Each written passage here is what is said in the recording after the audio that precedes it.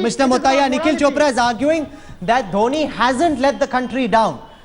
Do you accept that he was under immense pressure? Anybody else would have done the same, Mr. Mutaiya?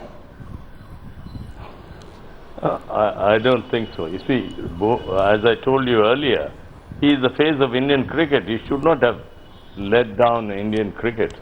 You know, everybody looks up to him.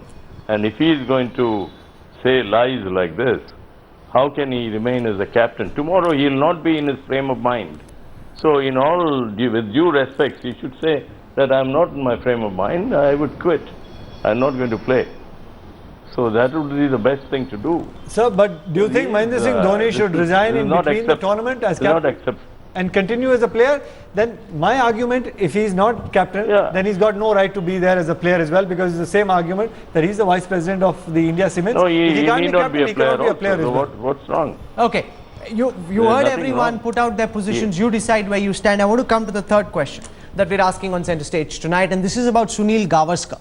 Because if the problem is with conflict of interest, Mr. Mutaiya, then there is a conflict of interest with Sunil Gavaskar as well. However, he has a clean reputation. There's no doubt about his integrity. Do you think he's a good option to step forward and take over as the interim BCCI chief, run cricket and bring it back to some semblance of normalcy, Mr. Mutaiya?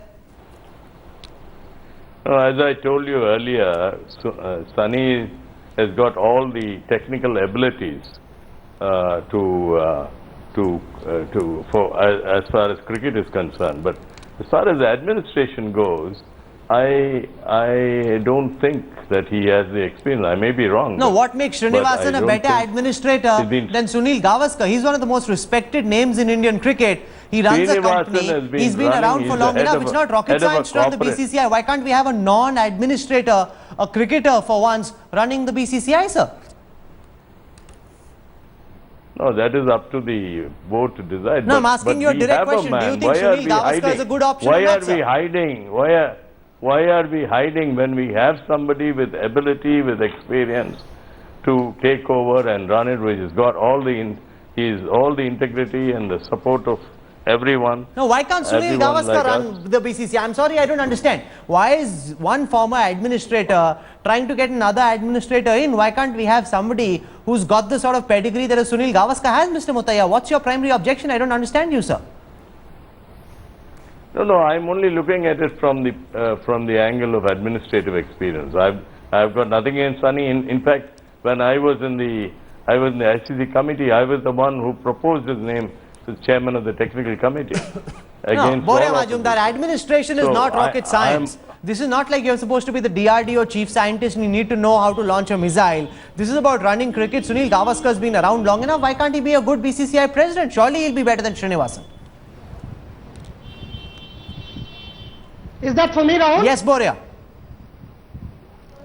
You know, I have every support for Sunil Gavaskar if he does three things. One, he leaves his private television channel contract, because the BCCI president cannot have a private television channel contract. Two, he runs a cricket management company called Professional Management Group, which has players like Cheteshwar Pujara and a lot of others, and Manoj Tiwari and a number of others in their ranks. And three, he is a paid BCCI commentator.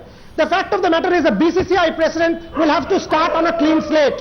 Sunil Gavaskar has serious issues of conflict of interest. Today, he has gone on record in social media saying he will not give up on his television contract. He hopes that the Supreme Court will allow him to keep his private television contract, his commentary stints, etc., etc. Such a person with such huge levels of conflict of interest cannot take over. Let Mr. Gavaskar, who I have the greatest of regard for, and one of the truest icons of Indian cricket, let him give up on these private television contracts, commentary, professional management group, etc., etc., and take charge. If he cannot do that, he's not the person suitable. There are two arguments, Gulu Ezekiel, that we've heard. One, Mutaiya arguing that he doesn't have cricketing administrative experience, and Boria saying that unless he gives up the three positions which land him in a conflict of interest, he has no business being BCCI president. Do you think he would make a better BCCI president than Srinivasan, for example? Gulu Ezekiel? Yeah, you know, I think the Honorable Supreme Court, in mentioning Mr. Sunil Gavaskar's name, this is my personal opinion. I think basically they're floating a trial balloon. They're not saying specifically that Mr. Sunil Gavaskar has to take over as BCCI president. They're saying that somebody of his stature. Now, Now the number of ex-Indian cricketers Go on, who go on. have you know, great stature in Indian cricket. So what the point the Supreme Court I feel is making is that why not allow cricketers to take over administration? I mean, for that matter, you have the situation of Mr. Shivlal Yadav, who played 34 test matches for India, who may take over after... No, but what about conflict of interest? What about the fact that he runs a player management company? What about the fact that he has a private television news contract with NDTV? Surely he needs to give those up. Wadia is 100% right that you cannot obviously have all your commercial contracts and commitments and be a board official as well. That is what we are going back to the origin of this